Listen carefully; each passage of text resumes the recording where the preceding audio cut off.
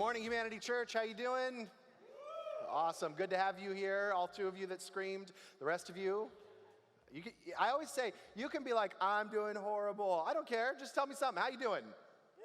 All right, it's okay, whatever you're at. So that's not just a hype moment, it's a how you doing, so we can get the temperature of the room here. Welcome to everyone online. We're excited that you're here. Hey, before we jump in this morning, I want to let you know that in last February, we launched our Humanity Church Redeeming Humanity cohorts.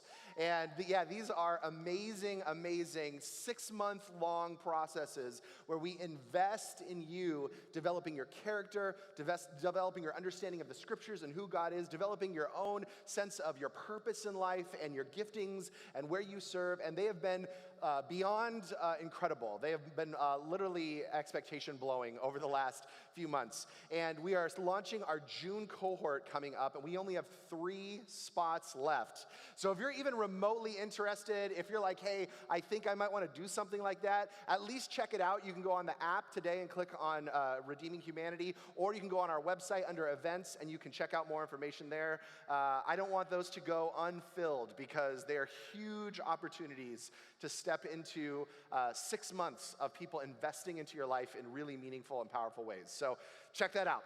Let's start with some prayer this morning and we'll jump in. Jesus, we thank you for your spirit here in this place.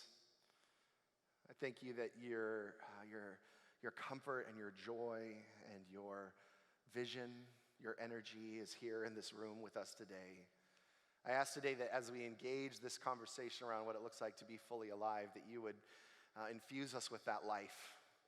That this wouldn't just be a conversation about nice ideas around what it means to be alive, but that we would walk away from here not only infused by your spirit that brings life, but with further understanding of what it looks like to step into practices and ways of being that move us into the life that you've designed us to live.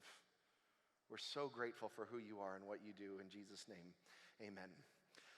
Well, like I alluded to in my prayer, we are in a conversation called Proof of Life, where we're taking a look at what it looks like to be fully alive and what it looks like to live in abundance and joy in that life. And we have all these physical vital signs that let us know that we're alive, things like our respiratory rate and our blood, our heart rate and our blood pressure, and they inform us of how healthy we are. And at times, it's hard to know where we're at on our spiritual journey. In fact, I ask that question to a lot of people, and oftentimes it's a question where people pause and go, oh, I don't really know, or I don't know how to answer that, or I don't know where I'm at, because it's a little harder to say, hey, here's where I'm at in my spiritual health.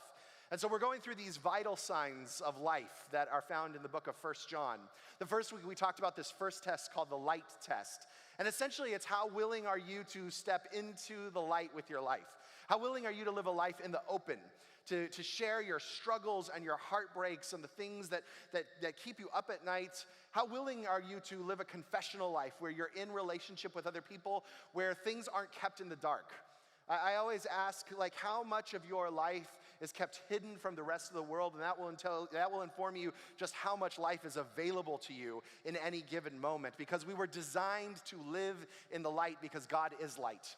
And anytime we decide to hide parts of our life or keep it hidden or step into a space where those are removed from the people around us, shame and condemnation and judgment enter in, and those, man, let me just tell you, they will kill any form of life within you.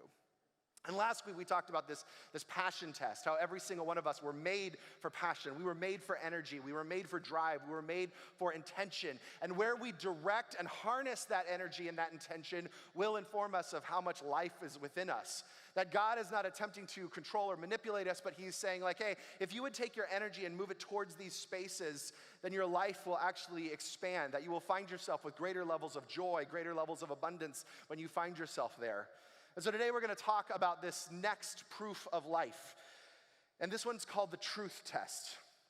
Have you ever asked yourself the question, do I know God? Even if you're not like a follower of Jesus, or maybe you're not like really a religious person, you might have asked yourself like some type of the question. Even if you don't know if you know God, you might ask yourself the question, how do I know that I know God? If I wanted to know God, how might I know him? See, it's a little bit tricky with God when we're talking about our relationship with him and how we know him, of course, because God is a spirit and he's unseen. And so it's hard to know if we actually know him. You can know if you know other people, right? You can spend time with them. You can look at your calendar and say, oh yeah, I've been with them. You can call them up. You can have a conversation. You can go to dinner. It would be weird for me to ask like the question, do I know Marla? Or do I know my parents? Or do I know my kids? Or do I know my friends? I know that I know them because I've been with them. Now you may ask yourself the question, do I really know them, right? Do I really know the depths of who they are? Do I really know the in and outs of them? But you do know that you know them in some way, shape, or form. And so this is an important question that we have to ask ourselves on our spiritual journey, on this quest for life, is do I know God? And how do I know that I know him? Good for us, there's a really clear answer in 1 John. I don't know if you ever read the scriptures and you're looking for answers and it seems like it's a riddle. You know what I'm talking about? And you're like, this kind of makes sense, and maybe if I get a rabbi or a teacher or someone who can explain this, then I'll know. What I love about John is he's just like, here's the answer. And this is what he says in 1 John chapter 2, starting in verse 3. We know that we have come to know him if we keep his commands. Whoever says, I know him, but does not do what he commands is a liar, and the truth is not in that person.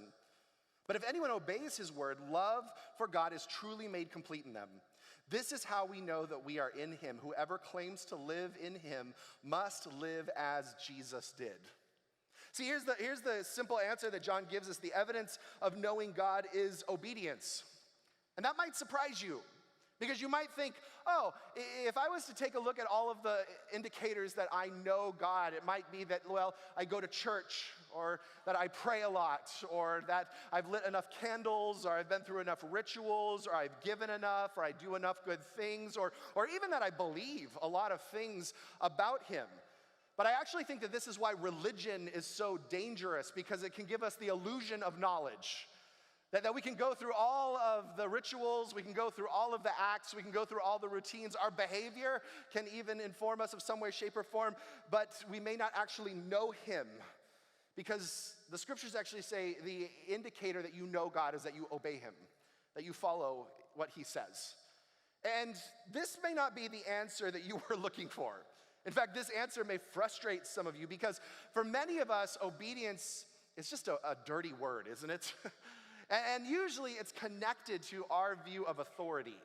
And oftentimes when we talk about obedience, for many of us, it brings up images of like authoritarian leadership, or people who are saying, you will obey me in some way, shape, or form. In fact, much of our understanding of obedience and authority is informed and impacted by our childhood. Whether it was a mom or a dad who was extremely controlling, or maybe didn't give any commands at all, and you were left wondering where I'm supposed to go or not go. Whether it was a teacher or an authority figure or someone who was in your life who abused their power over you. And so obedience now becomes something that we resist because it means control or manipulation or heartbreak in that. And so much of our understanding of this word authority and obedience come from what we understand through other people. Even the definition of obedience is submissive to the restraint or command of authority. I don't know about you, but when I read that, that just felt gross, right?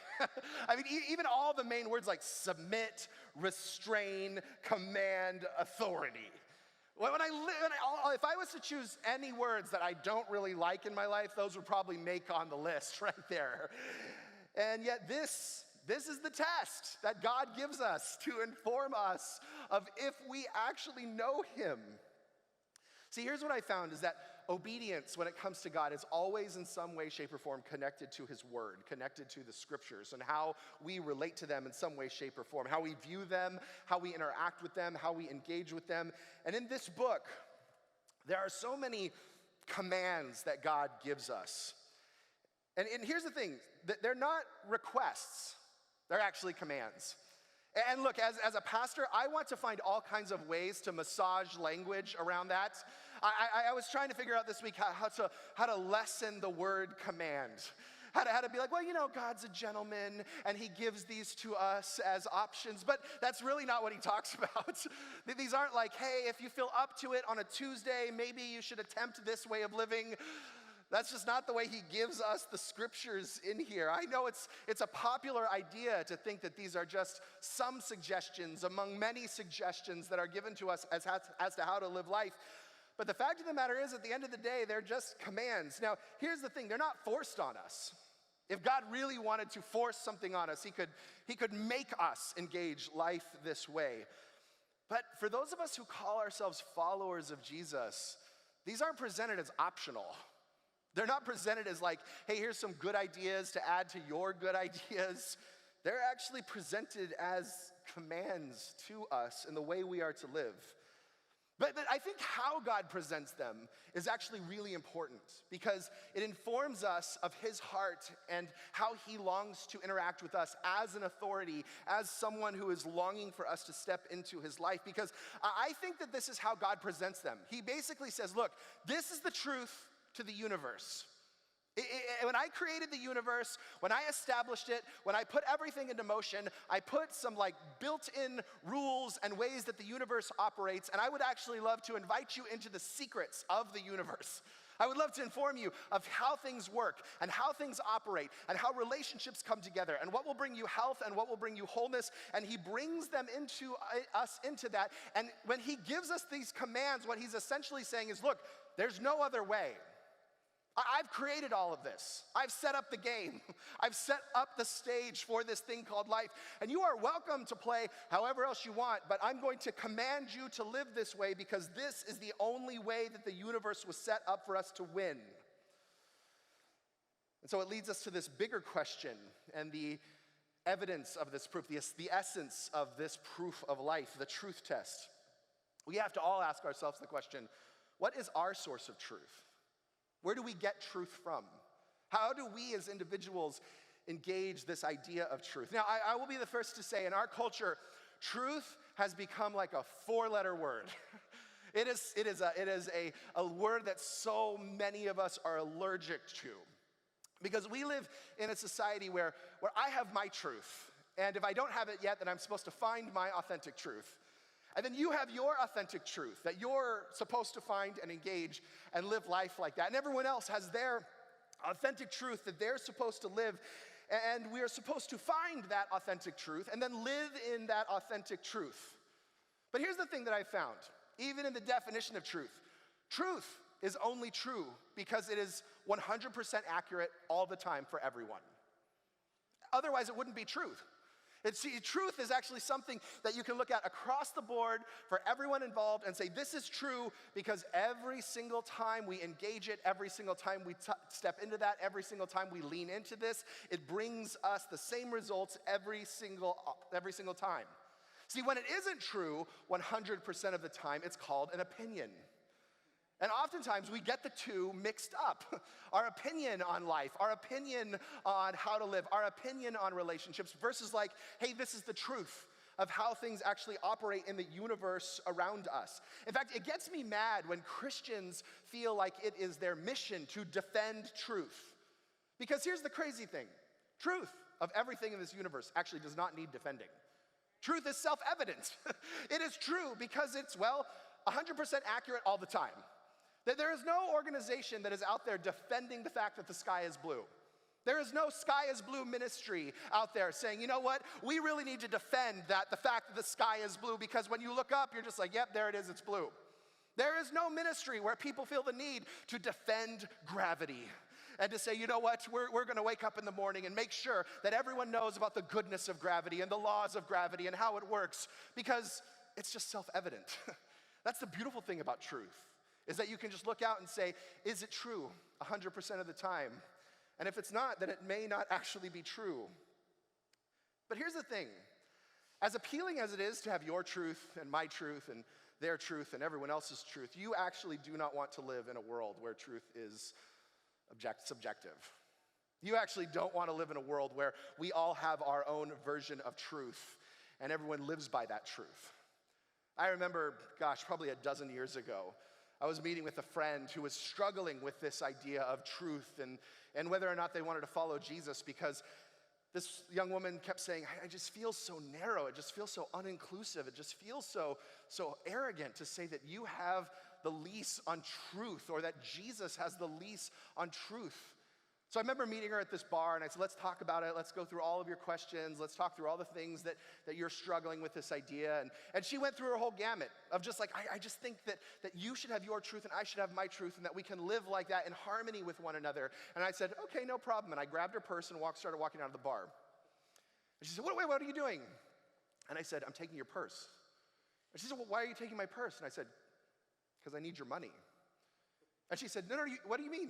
I was like, no, I don't have money this week, and I need your money. And I'm assuming there's money in here. And if there's not money in here, I'm assuming there's valuables in here that I can take and sell, and I will take them. And she goes, I don't understand. What are you doing? And I said, well, look, this is my truth. I'm broke, right? And I said, my truth is also that there's money sitting right here, and I want to take it. And so my truth tells me that this belongs to me, and I'm going to walk out of here without it. And she quickly protested, you can't do that, that's mine, where are you going? No, give it back. And I said, oh, here's the thing. You're okay with everyone having their own subjective truth until it starts affecting you. Until other people's truth starts infringing on your truth, and then we have a problem, because whose truth is true? Whose reality is the reality that wins out every single time? See, in a world where truth is subjective, people can be seen as objects and then bought and sold. In a world where truth is subjective, children can be abused because it feels good in the moment or because it seems right to someone out there. Labor can be exploited because, well, we need things built and we need things made and it's gonna be okay. Races can be compared and put on hierarchies because that's the truth that I see. Freedoms can be given and taken away at will because that's the truth that I live in. Because that is just someone else's truth that they are living. And if truth is subjective, then we need to honor that truth as well. See, you don't actually want to live in a world where other people define what is true for themselves and then live it out as if that was the only way to live it. The world starts to break apart where there aren't at least some absolutes. Look, I'm not saying that there aren't shades of gray in the middle. But when we lose sight of the idea that there's actually a plumb line for truth, that there's actually a foundation for truth, things start to break apart. See, the fact of the matter is whether you like it or not, you do have a source of truth. There is something that is informing what is true for you in your life and in the lives of other people and the lives around us. Here's the thing, though. For most of us, it's our feelings. For most of us, if it feels right, then it's true. If it feels good, then it's true. If it's comfortable, then it's true. If it makes me look good in some way, shape, or form, then it must be true. Isn't it fascinating that God almost always agrees with you? You know, when we base our life on our own opinions, our own feelings, our own thoughts, it's amazing when I find myself in that place, how God always agrees with me. How he's never going to interrupt a thought. He's never going to interrupt a feeling, and how convenient life gets when we base our truth on what we feel to be good or right or pure in the moment in any given situation. For other people, truth comes from a political spectrum, a political perspective in the world around you. It's amazing how polarizing we are today. And you can almost ask someone, hey, what's your opinion on this issue? And you know their opinion on every single other issue. Because we are informed by two different voices in the world, and they can almost instantly inform us of where you stand and where you get your truth from. For others, it's your upbringing. For others, it's money. The question is about what our source of truth that we're using is it working? Is it actually moving you towards life? Is it moving you towards wholeness? Is it moving you towards beauty? Does it work all the time across the board? And does it seem to bring you to life every single time that you engage in it?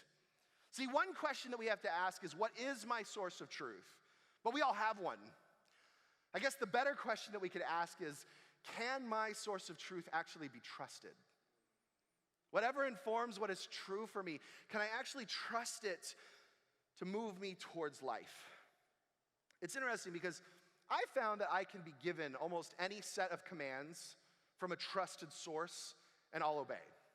If I know that that source can be trusted, if I know that the person or the entity or the thing that is giving those commands has my best interest in mind and is longing to move me towards life and is longing to have me step into the life that I was designed to live, because there are some truths that actually open up endless possibilities.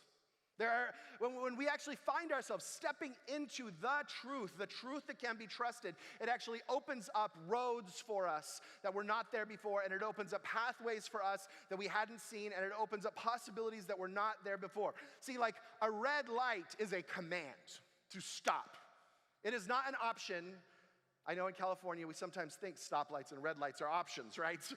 Which is why we get the wonderful term California stop. But the reality is that when that light flashes red, it is a command to stop. And I'm grateful that for the majority of people on this planet, that they see that as a trusted command. Could you imagine driving down the street and when a light turns red, everyone was like, is that true for me? I don't know if it's true for me. It doesn't feel right to stop. It actually doesn't feel good to stop. In fact, I have somewhere to go, so I'm just gonna blow through this red light. Could you imagine how terrifying the world would be if every single red light was considered an optional truth among all the truths that were available to people? When I tell my kids, hey, don't put that in your mouth, that is a command, and it is a trusted command. They don't always trust me, but it is a trusted command because in that moment I'm saying, hey, I don't want you to die, or I don't want you to get sick, or that is going to harm you in some way, shape, or form. Every single law that we have is some type of command, and for the most part, we can trust them because they actually move us towards a space of wholeness. I am grateful that there is a law that says you are not allowed to come into my house as you wish. That you have to knock on the door and then you have to come in, and if you're invited in, then you can come in. Could you imagine a world where people just walked into your house and took what they wanted? It would be horrifying. See, because there are truths, there are commands that actually allow us to step into freedom. The question we have to ask is, can the truth of God be trusted to bring us life? If it can't, don't follow it. Don't engage it. But if it can, it becomes a very powerful pathway to something really incredible in life around you. I love how David writes this in Psalms 119 when he's talking about the commands of God, the truths of God. He says this in Psalms 19:32. He says, I run the paths of your commands, for you have broadened my understanding. And in some translations, it actually says, because you have set my heart free. See, David says, look, I choose to run in the path of your commands because the end result of following your commands, of stepping into your truth, is that I'm set free. Is that my life is now stepping into freedom that is so beautiful, and the understanding is that my life can now be expanded because I clearly see what's there. I am able to run in my life. There's momentum now that is happening internally and around me because I know the truths of the universe that God himself has set up, and I can see how the matrix is actually created, and I know how to run in the middle of these. A few years back, we took Jackson to this playroom where they had this area with a bunch of funhouse mirrors. It was just a path that you were supposed to walk through, but there were mirrors everywhere. And as we walked in, it was like a kiddie thing, and I thought, oh, this will be cute for Jackson. This will be fun to take him through. He'll enjoy this. And we start walking in, and instantly he runs into a mirror and starts crying. And I'm like, okay, maybe this isn't gonna be as fun as I thought it was. And so we start slowly walking, hands in front of us. They keep telling you, put your hands in front of you. And then as I'm walking and I get a little more confidence, bam, I run into a mirror, right? And now I'm like, okay, this is no longer fun, right? This is no longer exciting. Because you can't tell what's in front of you. It seems like there's a clear path, then you find yourself, bam, running into things. And we were moving rather quickly in the beginning, but by the end of it, we found ourselves basically like walking through the mirrors like this, and we had no intention of running into anything because we didn't know where there was gonna be another wall. We didn't know where there was gonna be another barrier. We didn't know when we were gonna hit something again because we couldn't see clearly in front of us. And see, what God says about his commands, what David is informing us here is he said, look, when you find God's commands, it removes all the mirrors. It removes all of the smoke and mirrors from your life. And it's like, here is clearly the path that will move you towards life, that will move you towards wholeness. And see, when David relates to the commands, the truths of God, I imagine he's just like, this is so awesome. Thank you for this command. Thank you for that one. Because I imagine as he's running down the path, he's like, all right, which way, God? And God's like, go that way. And he goes, oh my gosh, a blessing. And then when God's like, this way or that way, go this way, do not go that way. And then as he goes this way, he sees over there and it's like, oh, there's a bunch of snakes over there. Thank you. I avoided that. And see, when we know the commands of God, when we know the truths that he calls us to live by, it allows us to run through life. It gives us the momentum that we are looking for. It allows us to keep running the race. Otherwise, we find ourselves walking through life just guessing. Is this the right path? I don't know. At least it's a 50-50 chance, right? And we find ourselves slowing down because we're not sure of the paths. We find ourselves losing momentum and energy because the way is unclear as to how we get to life. And life turns out to be, at best, a 50-50 chance of finding the life that we long for. How fast are you running your life? See, much of last week's conversation was about this, about how do we direct our energy. This is really about what informs how we direct our energy. And see, sometimes when we have these conversations, when I look at the commands of God, when I look about the truth that he lays in front of us, sometimes it can appear that he's either like a control freak or a killjoy. Let's be honest, ever feel like that when you're talking about the commands of God? Like either God is just a control freak and he wants to control every move I make, every step I take, every word I say, and it feels just really like an imposition.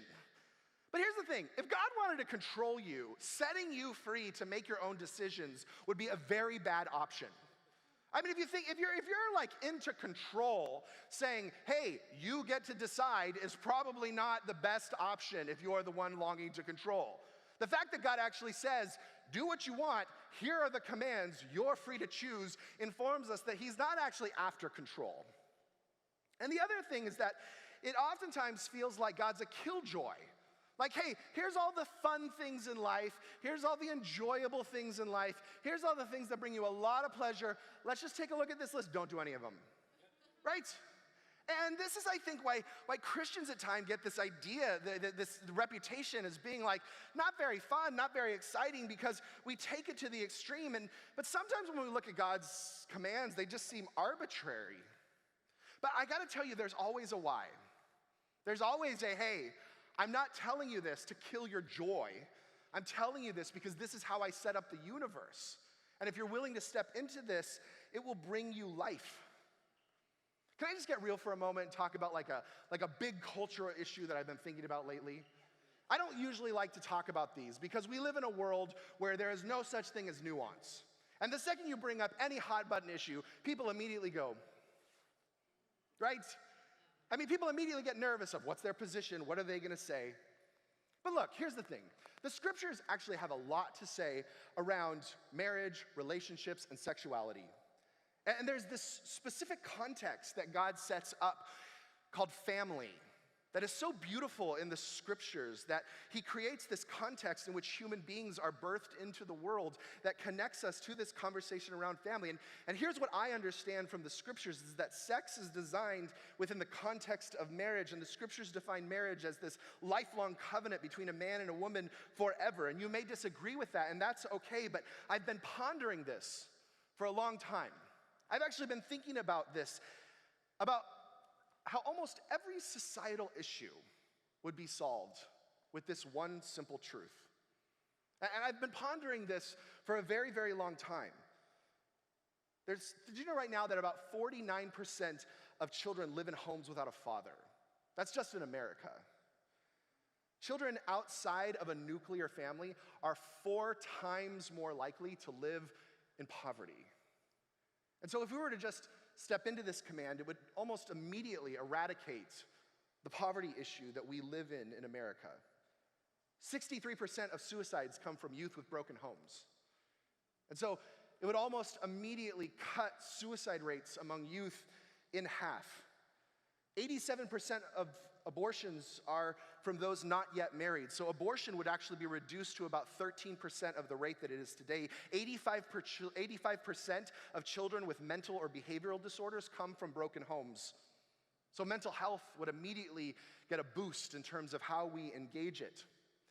And something that really hit home this week in light of the news is that 26 of the 27 most deadly shootings were done by fatherless men.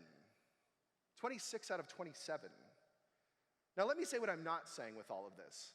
I am not saying that we don't need to have robust conversations and political actions around things like poverty and abortion access and mental health and gun control and safety. I am not saying that if you are here and you are a single mom or a single dad, that this is the destiny of your children. If you came from a broken home, I'm not saying that this is your destiny. Clearly, choice is involved in anything, and this is not to shame anyone in any context in any way, but it's interesting that as our society is trying to figure out these massive issues that are impacting us across the board, that there is no conversation around God's design for the family. That there's really no conversation around, maybe if God's command as to how we are to live our lives in this context, that it might actually move us forward. So it begs the question, maybe God's onto something.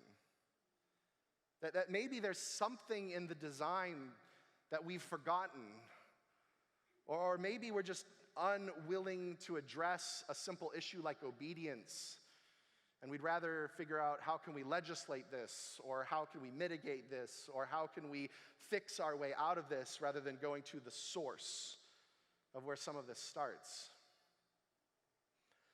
Mark Twain said this about the truths of God. He said, "It's not what I do not understand about the Bible that troubles me.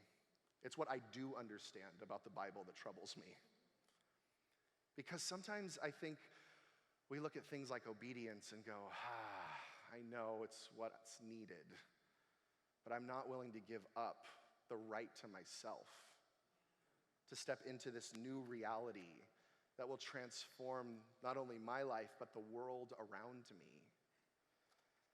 See, what if God's commands weren't meant to control us, that they weren't meant to remove joy from our lives or to somehow turn us into religious prudes, but that when God gives us commands, what he's actually saying is, I'm actually attempting to set you free.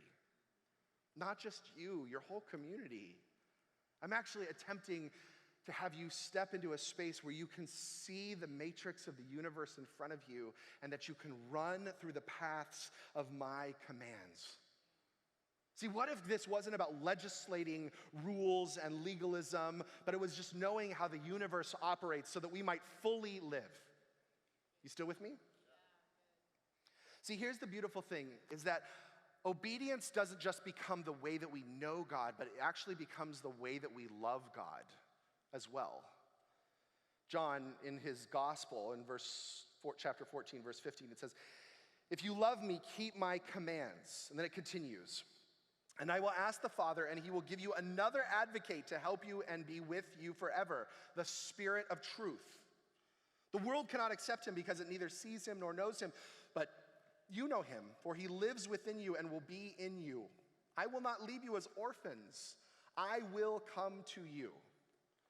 See, here's the beautiful thing, is that the truth of God always moves us towards love, always moves us towards forgiveness, always moves us towards hope and beauty in relationships, and it moves us away from rigidity and self-righteousness. And then as you begin to follow the truths of God, the commands of God, you actually start to care about the things that he cares about. You actually start to love the things that he loves. You actually begin to see the things that he sees. Have you ever noticed in a relationship, in any relationship that you are in, you do not get to choose the act that demonstrates the love for the other person? How many of you are married and totally understand this, right? that you have your preferred way of loving. You have your preferred way that things are done for you. You have your way of engaging that, and your spouse has their way. And no matter how much you say, well, this is how I show love, you need to get with the program over here, it doesn't matter. When I met Marla, on the 5 love languages, I'm convinced that Marla only experiences love through physical touch. In my 5 love languages, I don't even think physical touch is on my list. And so when we first were dating, it was like a very disorienting experience, because I'm like, honey, I'm throwing money at you, I'm throwing my time at you, I'm throwing my energy at you, I am serving you. And she's like, you don't love me. And I'm like, what? I'm like, I don't understand. How are you not getting that I love you? Because she actually gets to choose that. And there is this clear connection between respect, obedience, and love. They are interconnected with one another.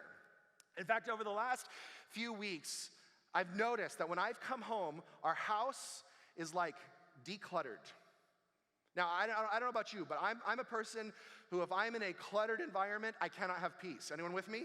You know what I'm talking about, right? Other people can just like, hey, there's toys everywhere, there's stuff, and they're like, whatever. I walk in and I'm just like, ugh, right? Especially after a hard day of working with cluttered people and then coming home and having a cluttered house. I'm just like, nope, we cannot do this. And I've noticed the last few weeks I've come home and the house is decluttered and it's like this beautiful environment. And Marla the other day was like, have you noticed that I've been making sure that the house is decluttered before you get home? And I said, yes, I have. And I have so much more peace in my heart. And I felt so loved in that moment. I was like, man, I've never felt more loved in my life that the toys are away. It's amazing, right? And then the other night, Marla was cooking some spaghetti squash, and it was going good. And then I noticed that she's cooking spinach, and she's about to put the spinach on the spaghetti squash for me. And I said, hold on. You're not about to put that spinach on the spaghetti squash for me, are you? She said, yes, of course. And I said, hold on. You know I hate spinach with a passion, right? She said, no, you don't. I'm like, honey, we've been through this. I don't like spinach. You like spinach. You can eat it plain, olive oil, everything. You're the one who likes the spinach. I don't like the spinach. And she goes, honey, you've never told me this. And I'm like, honey, I've never felt so unseen, unloved in that moment. I was like, do you even know me, right?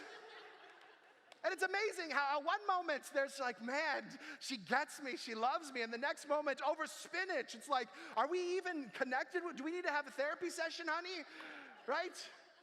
Because there's this clear connection between knowing someone and engaging in the things that they love and how that impacts the relationships. When we are allowing the truths of God to become our truths and then obey them, not only will we start running in the momentum that comes with life, but it communicates love for Him. It communicates to Him, I get you, I see you, I understand how you have set up the universe, and I choose to submit myself to you. See, it's this beautiful space where you don't just know Him, but it creates an intimacy and a reliance on Him. It starts with love, and then Jesus says in this passage, after you start following, He says, I will give you this advocate. And this advocate is called the Spirit of Truth. See, it's interesting because an advocate is someone who fights on your behalf. That is like, hey, I'm here, I'm with you. I've been trying to get this medicine that I need through my insurance, and I have this advocate now that is advocating for me. And sometimes I get on the phone with her and the pharmacy, and man, I'm like, ooh, back up, because she's like, excuse me, Mr. Neighbor needs this, and you need to pay for this, and you need to get this taken care of. And I'm like, whoa, hold on. And she's like, nope, I'm your advocate. This is what I do. And I'm like, well, as long as you're allowed to use that language, that's okay. Just know that that's not coming from me. That's from her. She said that, right? But an advocate's there to fight on your behalf, to make sure that you have what you need, to make sure that you are moving forward. And I love that this moment in the scriptures, this Spirit of God is normally called the Holy Spirit, but here He is referred to as the Spirit of truth. Why? Because truth fights for you. Truth always goes to battle for you. It says the Spirit of truth begins to fight for your present, your future, your heart, your momentum, because you are willing to obey. And it creates this space in that moment where truth advocates for you. And it advocates for your future. And it advocates for what next, because it will create life in you and around you. On the flip side, obedience is a clear statement that we don't love someone. And I don't care how much you say, like, I love you, I feel love you for you, and the data says otherwise, you don't love them, I promise. So you can't say, I love her, and I just keep cheating, but I promise you I love her. You can't say, no, I really, really do love them, I'm just unwilling to forgive. No, I really, really, really, really, really love them, but I'm unwilling to serve them, or I'm unwilling to lay down my right to be right, or I'm unwilling to lay down my pride, but I really feel love, I promise you. It doesn't matter until you're willing to submit, until you're willing to step into the truth of that moment. It does not work, and it will leave you dead in the end. In any relationship, disobedience will communicate a lack of love, and faithfulness will always communicate love. Anything else is just fantasy. So you can look at how much you are following the commands of God, and that will inform you of how much you are loving Him in any space. And finally, obedience is always the gateway to blessing. In Deuteronomy 11:26 through 28, it says, see, I am setting before you today a blessing and a curse. The blessing if you obey the commands of the Lord your God, I am giving you today. The curse if you disobey the commands of the Lord and turn away from the way I've commanded you today by following other gods which you have not known.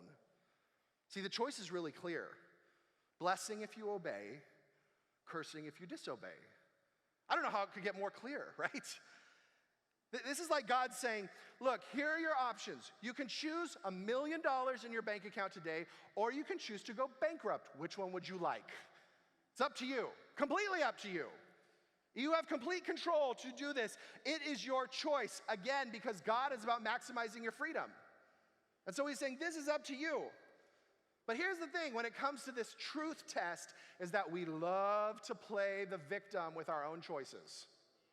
We love it. We relish in it. See, God gives us this choice. And then when we choose to disobey, and the natural result of that is a cursing that flows into our life. When life starts to fall apart, when things start to break around us, and death and hopelessness naturally start to flow into our lives, into our relationship, and life starts to break down, we start to cry out, God, where are you? Why have you abandoned me? Why did you leave me here? And God's like, what? You made the choice. I just said, look, here's this path, here's this. This leads to life, this leads to death, this leads to blessing, this leads to cursing. Your choice. And then when we go down this path, we blame him. See, part of this truth is learning a very hard lesson, and that is taking responsibility for your choices. I'm not saying everything that is bad that happens in your life is because you've made bad choices. Don't hear me say that. I'm not saying every rough time that you go through, every hard trial is because you have chosen death, but I am saying that part of the reality is that God says you're free to choose. And if you choose anything other than the commands that I have for you, just the natural result is that your life will move towards death. And it's your choice to choose whether you play by the rules of the universe or not, whether you engage the matrix or not. In the middle of that, you are more than free to play by your own truth, but in the end, it will leave you in death. It will leave you in pain. It will leave you in hopelessness. And see, in this, when we step into the truth of God, it allows us to take our spiritual power back and to say, I choose. I choose the commands that God has called me into. I choose the path that leads to life. I choose the path that leads to blessing. I choose the path that leads to hope. And I will take responsibility for those choices that move me into that space. See, if you're willing to shift your perspective on God's truth and commands from control and killjoy, from a power grab to the matrix to navigating the universe of your life, in that you will be set free. You will find life, and you will be released into joy. Let's pray this morning. Jesus, I thank you for your commands.